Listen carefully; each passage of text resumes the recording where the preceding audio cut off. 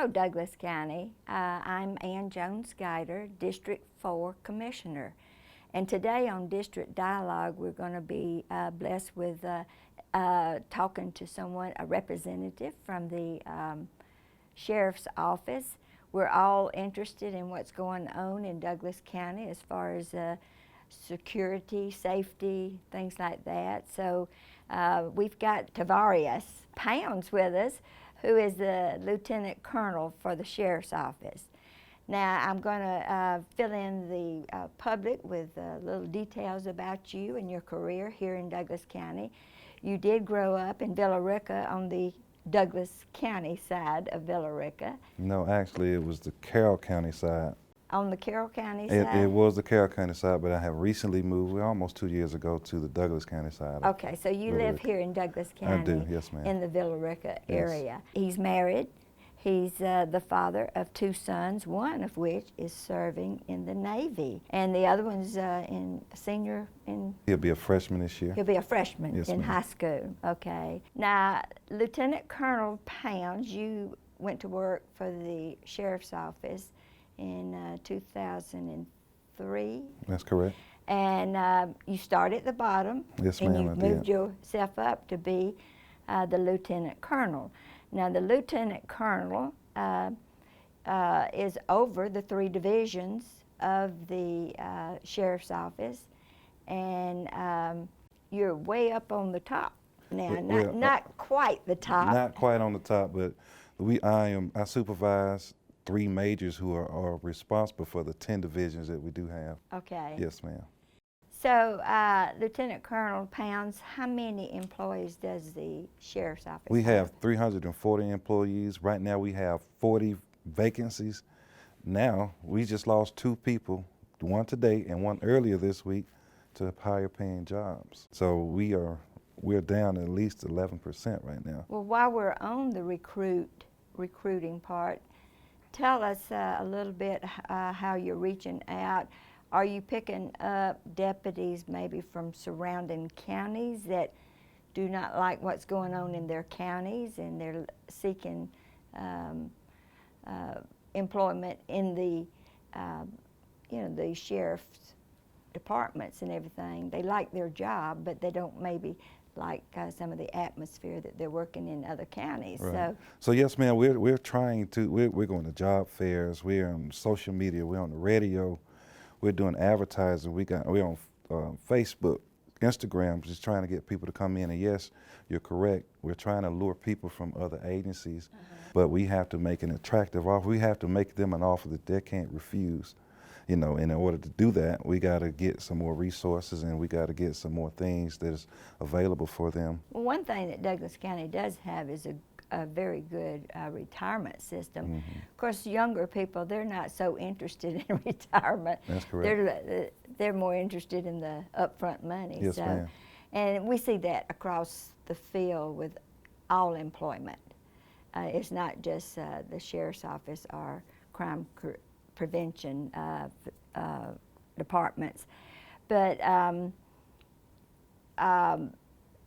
the recruitment, can you tell what the starting salary is? I surely can. Communication officers start off with $34,000. Yeah, and our jailers start off at $37,000, and our deputies start off at $43,000. Now, that is before you become certified. Once you become certified, you will get a raise at that point. As far as like for jailers, they have to go to jail school within 90 days. And their starting pay at that point will be $40,000, or a little bit over $40,000. And you have to start off in the jail most of the time? Back in my time when I first started, yes, ma'am, we did start in the jail. But now, if you can come and pass the physical agility test that we have, and you can qualify with a handgun, you can go. You may have to spend just a little time in the jail until a mandate class comes available. Once that becomes available, yes, you go to the academy, and then you'll become a patrol deputy. Okay. So you say you're 40 short. 40 short. Well, oh actually, goodness. 40. Have you ever been 40 short before? Well, you got to understand, with what's going on in the society today, no one wants to work law enforcement. It doesn't necessarily pay a great deal. You won't get rich doing this, you know, but It's a calling. it is a calling, and people have to have a passion to do so. Yes. So, but with everything that's going on in society And the today, vilifying of. the vilifying because of everything you see on the media today is all bad for the most part about law enforcement. So no one wants to do it, you know. So now we got to get those people that may have thought about becoming it. Now they're seeing this stuff on social media and on TV. They don't want to do it anymore. And the job is getting more dangerous. Yes. Even more dangerous than it has been in the past. Oh, So yes. I can see that. yeah, so it's kind of hard to, and then, you know, it's hard to compete with these agencies that's got, and I know you know, every agency and city and municipality, they have certain amount of money that they can have and what they can operate with, and we're doing the best that we can. I don't doubt that in my one bit. But in order for us to compete, we got to do some of those things too, because there is no way that we can keep up with counties and cities that's further east, because they could take that extra drive and get paid more money or possibly have a take-home car. And Now that we makes did that, did budget for some take-home yes, ma'am, cars. we are working on that So- right now. So that is a great thing to have. Tell the public the advantage of take-home cars. Well, there's more visible in the community. You know, people can assist, like even on their way homes. You know, if something is going on and someone may be in distress or somewhere, they can hear that on their radio and they can get there And if- quicker than someone else can. If I'm a burglar and I go in a subdivision and I see a police car sitting over there at a house, I'm going to turn around and leave that. You should, but in some cases they don't. But yes, you're absolutely right. So you're more visible in that community, and like in that subdivision, if you see that Douglas County right there, you're like, I don't know if I want to mess with that. So that deters robberies, home robberies, and break-ins in the cars Yes, and ma'am. stuff like that. Absolutely. Yes, and I've heard that before, and I knew that we had funded some of the cars this year in the budget, or for the sheriff's office. Yes, ma'am.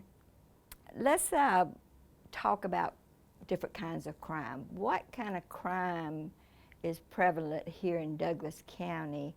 What's the common things that you see? Is there an uptick or downtick or whatever? Well, right now, as a whole, crime numbers are going down. Good. Honestly, they are, and maybe that had something to do with the pandemic. But, you know, right now we got, you know, our commercial burglaries are down 57%. Rape has decreased 44%. Amen. Assaults decreased 42%, almost 42%. Entering autos, which was a big thing, has decreased over 46%. Other violent crimes such as armed robbery and murders, there's no significant change in those. But one thing that is on the uptick and what's trending right now is residential burglaries, simply because now that the pandemic is Over. on the its way out. Okay. People are going back to work and people are home from school and there's more opportunity to go in and break into residence while people aren't home anymore, working from home. Now, I know in one area of my district there was trouble a couple of years ago about break-ins in the cars. And has that decreased Yes, ma'am, it has. countywide? The entering autos has decreased like almost 40, a little over 46%. And a lot of times they was just going in the cars and just taking what people leave the doors unlocked for whatever reason. I don't know. I don't understand that, but they'll leave a door unlocked. You know, back when I was growing up, maybe that was the thing to do. We slept with our doors open and the windows up back then, but now you can't do that because Yeah. it's so dangerous It's a up different there. time. But I know we cracked down on those people entering autos. We had specialized patrols and details to take care of that, and we got some main players in that, and it cut it down. Yeah, and the Board of Commissioners did fund another shift for y'all, so that the south end of the county could Yes, be ma'am. more patrolled and everything, a bigger presence, I Yes, guess ma'am. you'd say. So that's good news. So what other kind of crimes do we need to look out for? There's been a lot of like racing on streets in other communities. Yes, ma'am. Do we have that? We've had a couple incidents where there were people coming from Atlanta to try to do that, but there was one big time bust and we took a lot of people to jail, and They haven't been back. Not to say that they may not ever come back, but they know we sent a message to them because a lot of people went to jail. A lot of cars impounded that night or that weekend. Yeah, Yes, ma'am. That's good. That is awesome. And it was mostly youth or Absolutely. younger Yes, ma'am. group. What about any kind of drive-by shootings? You hear a lot of that going on in Atlanta. Yes, ma'am.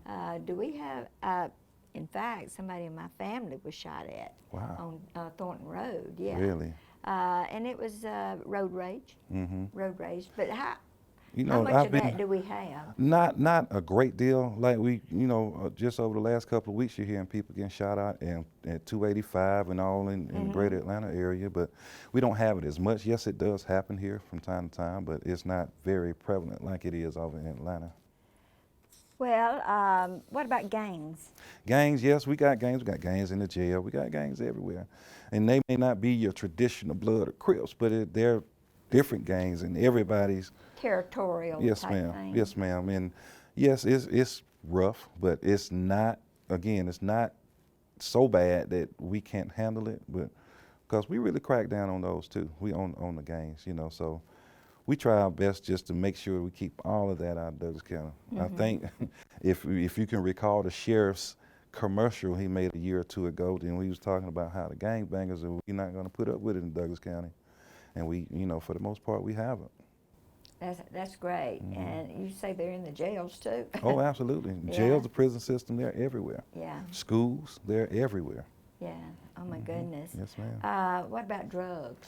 Drugs, you got your traditional drugs like your cocaine, your marijuana, of course, that's going to stay high. But for the most part, you got the methamphetamines now that's coming in, and some old school drugs like heroin is coming back, so the drug problem is prevalent. It really is, it's. Well, I think the open borders may have something to do with it because we are, Atlanta is a hub. Absolutely. What they call a hub. Right. But do you see drugs that lace with the fentanyl? Fentanyl. Sometimes we do, yes, ma'am. And that causes death. Absolutely. Absolutely. Yes, yeah. ma'am. And so we need to warn people, what you don't know what you're putting in your body. It's best not to do it at all. Yeah. And that's the rule of thumb. Now that's the best way to do it. Just not at all. Yes. Therefore, you won't need the Narcan or any of this other stuff that that we have available for us. Because we had a couple of incidents where we had to give people Narcan and it brought them back. I know some people that were brought back to life. Right. But I run the Celebrate Recovery at my church. Yes, ma'am. For the past almost 16 years now. So, and we had people that were actually brought back to life from an overdose of drugs with the Narcan. Yes, ma'am. Yeah. Well, are the jail numbers up or down? Wow, it's jail. So, last year during the pandemic, we would control who we would bring to jail simply because we didn't want to contaminate any of our inmates or any of our deputies or the jailers that's working inside, or anyone, period. But last year they were down. This morning, this count was 693. That's still low. Yeah, but we're going back up because last year we averaged 478 inmates. So now. But you weren't putting everybody in jail. Absolutely. But now, since we've reopened, we got a daily average of around 631 a day. And the accountability courts has a lot to do with it too. Some people, rather than going to jail, they are enrolled in one of the accountability courts. We have the felony drug court. We have the misdemeanor drug court. We're beginning the veterans court. And that's correct. I think there's another one, just drug court. But I think, and they can choose either go in the program and adhere to very strict criteria and everything and specifications that they can either choose to do that or go to jail. And I hear great things about the accountability courts. Oh yeah. So, if most people would choose their freedom over going to jail. Yeah. And take a chance, So, and for the most part, like you said, there are good stories coming out of those accountability courts. Yes. So y'all work closely with them? Yes, ma'am. We work with the drug courts, I know for sure. Yes, ma'am. And a lot of times they're required to attend a meeting outside of even the meetings they have to go to. If they're in one of the accountability courts, they have to go to an outside meeting. That's where we pick them up. Okay. And we, so we, as far as, let's see, the jail, I think it was built for, what, 1,400? 15. We 15? we had the capacity to hold 1,580 inmates. So since it's not so full, are you able to not be as crowded in each pod? Well, yeah. You separate yes, them by pods. We really. do. We do classify them and we do separate them, but we do. The problem in the jail is not the population of the jail; it's the officers we have. So, in order to run a floor, we need at the very least 4 people, and we run it with 2 just because we're short. We're short staffed and undermanned. So, it's really taxing on those people, the floor rovers, that have to go back and forth and deal with 56 inmates at a time. By themselves, you know, when you don't have anyone looking over you. You know, the tower sits up there where you have people looking over and telling you what's going on, but you're there by yourself and you got somebody on the other side, and that's what you have to depend on. So it's the danger is just being understaffed. It's not necessarily the population, because we were built for that, but we just don't have the required, I wouldn't say required amount, but the amount that we would like to have, desired amount of people we would have to run that jail. And in the past, we've picked up inmates from other counties, and then they pay us to house their inmates. Yes, ma'am. So are we doing that anymore? We can't afford to, because we're already because of short-staffed. staffing. Absolutely. Oh, we've got to get you some more help. Oh, we need some help. And for those of you that are watching this and paying attention, please come and see us. We're spread way too thin right now, and we're trying to do our best to recruit people and get people in. But if we get 2 or 3 in, like I said, we had 2 this week that left for higher paying jobs. And another thing, I think some of the federal payouts, you know, people can make more money sitting at home. You're that's absolutely right. You're every absolutely right. employment. You're Yes. correct. And so we need to get back to normal, to where people won't have to go to work. Yes, They ma'am. need to. Work is good for you. You're right. It keeps you out of trouble sometimes. That's right. But now, during the pandemic and everything, there was a lot of talk about more family violence. Can you elaborate anything on family violence? Was it up here in Douglas County? It may have been a bit up, simply because people want to be out in public and they couldn't, and then they're confined to that space, and then, you know, they seeing each other every day in their space and can't get away from one another, and that possibly made it go up a little, you know. Yeah. But as far as just the numbers of where we just saw a rise in family violence, I don't believe it was significant. What about suicides? Were they up? No, ma'am. There's no significant change in that either. It's fairly much the same. Well, that's good to hear here in Douglas County.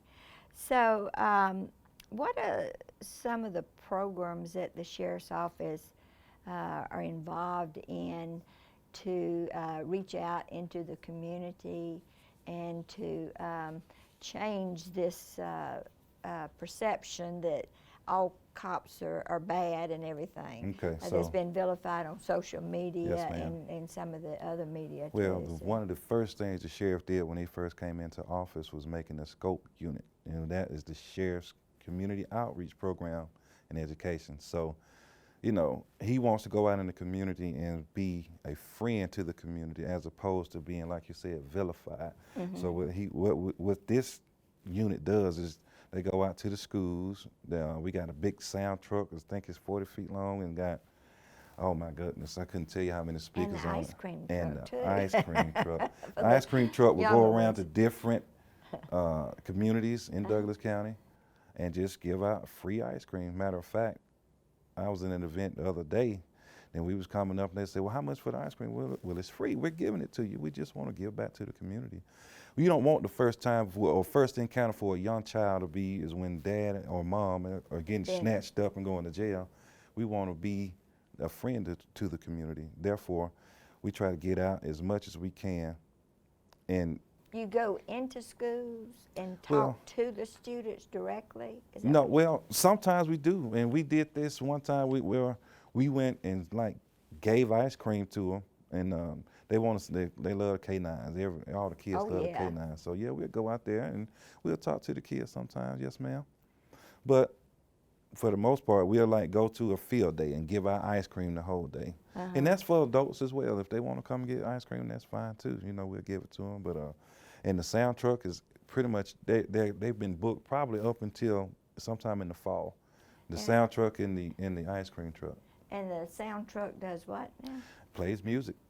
It plays music. It's a big 40-foot long truck, and it's got a lot of speakers. I've seen it in the parade. Yes, ma'am. Yes. And they big black truck. Yeah, yes, ma'am. okay. So the sheriff, you know, that was another thing he did. Just to come out and just have a good time. So sometimes we'll go out and have cookouts in some of these subdivisions and apartment complexes and just, hey, come get a hot dog. So if we wanted to invite you to something like that, would we contact you or somebody? You would contact Lieutenant Susan Sweat. Okay, Susan, been there a while. Susan Sweat or Sergeant Joe Pounds. Okay. Yes, ma'am, and they're and Captain Elmer Horn.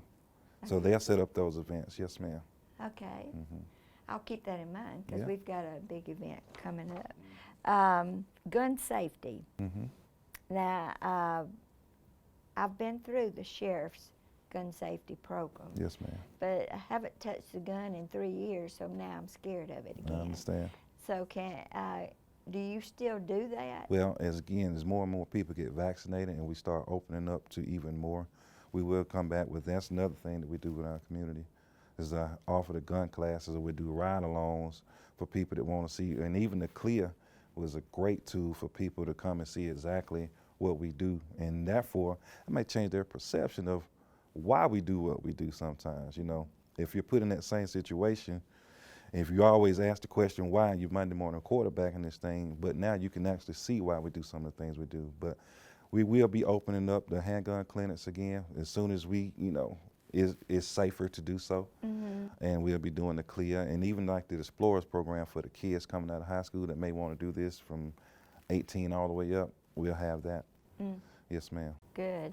I know that Chief Gary Sparks with the city of Douglasville, he has a program, I think it's Kids Against Violence. Youth Against Violence, Youth yes, ma'am. Against Violence. And we are involved in that as well. Okay. Mm-hmm. And just tell us a little bit about that program. As far as, I think it's like an 8-week program, and they go like every Saturday. And, have you started it back after I don't believe it's been started yet. I'm not sure about that. Okay. Mm-hmm. But it's like I think it's an 8-week program, and they just every Saturday they come for an 8-week period, and they just talk to different people that's probably been in jail or been in prison and been in gangs or whatever the case may be, and they talk to them and try to get the kids to look at it from a different perspective and possibly change their lives. Now, someone gave me a little bit of tidbit about you, that you were in a film, in a couple of the films of Scared Straight. I was. I was. Now, that was before the old jail was torn down. Yes, ma'am. Was that effective? Well,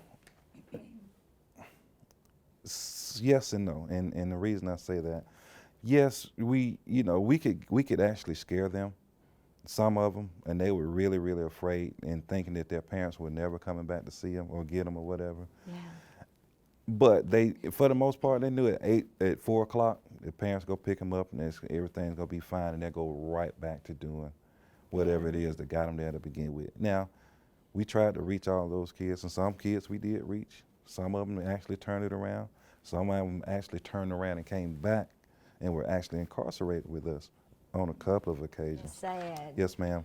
And you know, looking back at it back then, I was thinking that was a great thing, but now, again, in today's society, I don't think that's such a great idea, because you can go in, you can be in a store or restaurant in your uniform, and a parent with his kid says, hey, if you don't straighten up, I'm gonna tell him to come and get you. Well, that's scaring that kid to death. And now their perception is gonna be, well, now he's gonna come and take me away. They as see a opposed, uniform, they get scared. exactly. Now we don't want that, because again, we're trying to change this whole narrative about police, and that we're not the enemy. We're here to help. We're here to protect and serve. To me, it doesn't make sense. When somebody says defund the police, I'm thinking, who are you going to call if something happens to you? Mm-hmm. And it just makes no common sense at all.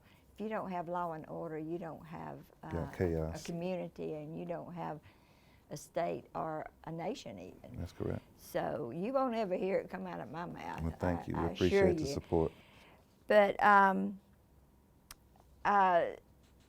there any other programs that, say some kids are locked up and everything, Mm-hmm. and then the parents come and get them? Do y'all require them and the parents to go through any kind of class? No, ma'am, we don't. That might be a And good. it was, you know, when we did the Scared Straight program, that was one good thing about it.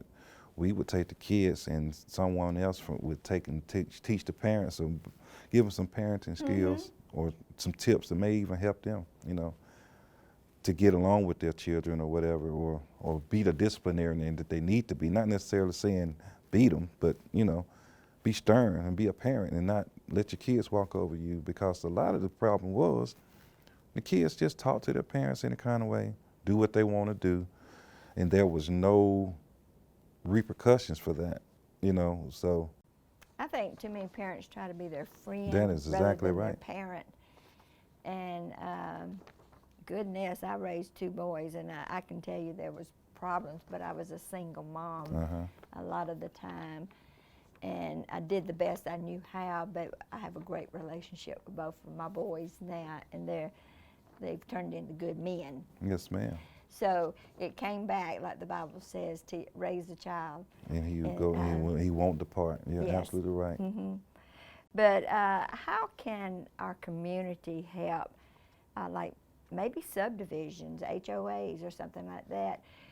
Do you go and speak to HOAs about safety? Like, don't leave your doors open. Don't lock your car doors, but don't leave your laptop or computer wallet or sitting your weapon. or your gun laying on the seat. Yes, because- ma'am. Well, anytime once someone calls the sheriff's office and they call the main line, and those are the tips that the operator is giving them. Don't leave your doors open. Secure your weapons. Take them inside. Don't leave your wallet outside. Lock your doors.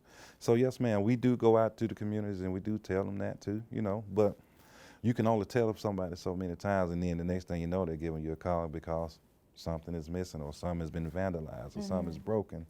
But yes, we do strive. We can't stress enough. Lock your doors. It's just really simple, and take your valuables out of it. Well, one of the deputies used to go to HOAs and talk to them about security. And the lady, and I can't think of her name, but she would go and talk to HOAs. But if an HOA called you and said, we'd like for you to come out and talk to our community, our association, do y'all have somebody on staff to do that? I'm sure it'll be someone out of the SCOPE program, or the SCOPE unit, or anyone. Yeah, any one of us can do that. Yes, ma'am, absolutely. Okay, that's good. And another thing is just look out for your neighbor. That's right. I've had my neighbor, I don't live in a subdivision, but my neighbor has told me that if I need anything, even in the middle of the night, to call. You know, my husband passed away in February, so them just knowing that I'm up there by myself, but I've got a dog. Yes, ma'am. So the difference in today's times is that it's not like it was when we were growing up, where the community was a I can real remember community. us leaving the windows wide Exactly, open, and the you doors. had nothing to You worry never about. locked your car. Had nothing to worry about, because everyone knew everyone. Yes. Well, it's not the same anymore. Everybody. Well, we got need to people get coming back from to all over. community, though. We do. And but it helps it gives me a peace of mind to know that my neighbor is just a call away. Yes, ma'am. And things like that. But especially in subdivisions, if you see somebody that you know is not part of your subdivision, and they're just walking around, just kind of looking around, they may be casing the place or whatever. So we have to be careful we don't, profile people or anything like That's that. true. That's right. But most of the time, your surrounding neighbors You and should. everything. So, Mhm. okay, big question. Okay. How can the Board of Commissioners help you? Wow. I know money, And more money. That's again, just whatever we can do as far as getting people here, recruiting people, retaining people, getting us more equipment. And I know the Board of Commissioners is doing an excellent job trying to get us those things. And we have to be patient, but at the same time, we're losing good people. And we can't get those good people back or keep them. Yeah, well, people don't realize we're in competition with surrounding counties. That is correct. Because a lot of the police force, they are going out to the suburbs. And Yes, they everything. are. And it's not like it used to be. Used to, everybody that worked at the sheriff's department, everybody that worked at the fire department grew up here in Douglas County. That's not true anymore. That's right. And we've got the interstate, so people don't mind driving ways to, Yeah, if it means more so money. if they get more money and they can get a car, say for, I don't know, Sandy Springs or somewhere like that, that's going to pay you more money, probably give you sign-on bonuses, probably give you bonuses throughout the year, and a take-home car. When you say bonuses, you mean just across the board to everybody? If they can afford it, sure, they do. What about sign-on bonuses? They do give sign-on bonuses in some areas, but how can you give a sign-on bonus? What does that do to morale for the people that are already there? You got to give them something to keep them happy. Well, if you give them more pay, if you raise the entry fee pay, then it messes up the whole pay scale. So you're going to have to adjust the whole pay scale. And we did that not too many years ago. Right. But yeah, you're right. We are in strict competition. When if someone will just drive a couple more miles down the street, you got South Fulton, and they got take-home cars. They got more money. So would you rather just stop here in Douglas County if you lived in Villa Rica, or if you lived in Douglas County, would just go 15 minutes down the street and make more money? I'd rather work in Douglas County than go to Fulton. Oh, I agree with you. Don't get me wrong on that. I'm just kidding you. Don't get me wrong, but someone that does, like I said, that didn't grow up in Douglas County, they wouldn't. They'll follow the money. Yeah. So the take-home cars are very important to your department. Pay scale needs to be looked at, especially entry level.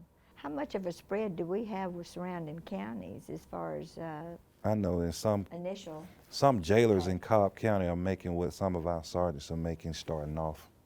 Oh. They start off as jailers and make more than our sergeants do. Yeah. So you're looking at 50 and 60 walking in the door. Yeah. That's hard to compete with.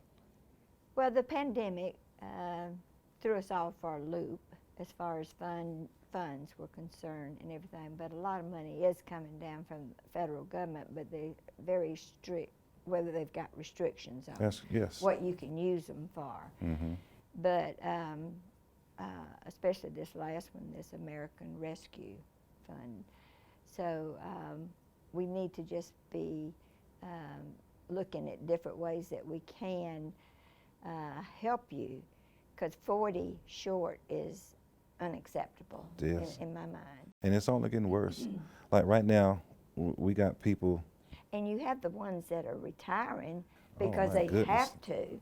At the end of this year, so wow, just think about that. Retirement, we got people that's just leaving, trying to follow the money, or some people just don't want to do it because they think maybe it's not for them, for whatever reason. So, oh my goodness, and right now, I help out with the recruiting and the hiring process, so it's like you take 2 steps forward, but you're taking 4 back. because once you get a position, you got so many vacancies, and you can get, oh, okay, we got this guy right here that can fill this vacancy, but then you got 3 more that's late, that's leaving due to retirement Well, or we're better money. running into that with the fire department too, Mhm. so I understand where you're coming from. And the starting pay, it has to be pretty even with the other counties. surrounding Because that's counties. what they look at, the younger people look Absolutely. at that starting. They don't look at the community, they look at Yeah. how it's gonna benefit me right here, right now. Okay, I see that you have political ambitions. Yes, ma'am. You are a Pounds. I am. Everybody out there knows who our sheriff is. He is your uncle, Yes, ma'am. right? Yes, ma'am. And so you have ambitions to run for sheriff one day. Yes, ma'am, I do. Okay. Whenever he decides he wants to hang it up, yeah, I plan on running after him. Okay, we don't want to push him out the door. No, we're not. That's why I said whenever. I'm not saying at this date, whenever he's ready. Okay. Yes, ma'am. Well, I just want to tell you that my door is always open to the sheriff's office. I've always felt very warm toward the sheriff's office and the fire department, because safety is one of the main purposes of government. That's And correct. if we don't provide that, we're not doing our job. Yes, ma'am. So maybe we can sit down and look at some figures. We'll be going into the budget pretty soon, and I don't think it's all about just equipment. It's got to be about pay scale. Absolutely. So we need to talk. No doubt about We it. need to talk more. Yes, ma'am, we do. Is there anything else you would like to tell the people? Just apply for a job. Now, Yeah, do they that- contact you? No, ma'am, I do have, they can go to our website and they can go to that link and go for employment. But I will give it, it is sheriff.douglas.ga.us/employment. They can apply for the job there, or they can come over here and apply for the job. It's online. Okay. Yes, ma'am. And while you're giving out websites and if we see a crime going on, we don't need to get personally involved, but we need to call somebody. Is that, do we call 911, or do you have a hotline? It's best to call 911. Okay. You can also call us, and the number is 770-949-5656. 5656. Yes, ma'am. Okay. All right. Well, it's been a pleasure. I think this is the first time we've met. Yes, ma'am, it is, and it's a pleasure meeting you, and It's I a pleasure to appreciate meet you. Yeah. having me here today. All right. Well, we appreciate what y'all do. You keep us safe. Yes, ma'am. And what a calling is all I got to say. It has to be a calling. But anyway, thank you, Douglas County, for tuning in to District Dialogue, and I hope you enjoy this segment, and I hope you got a lot of tips from Lieutenant Colonel Pounds. And with that, good day.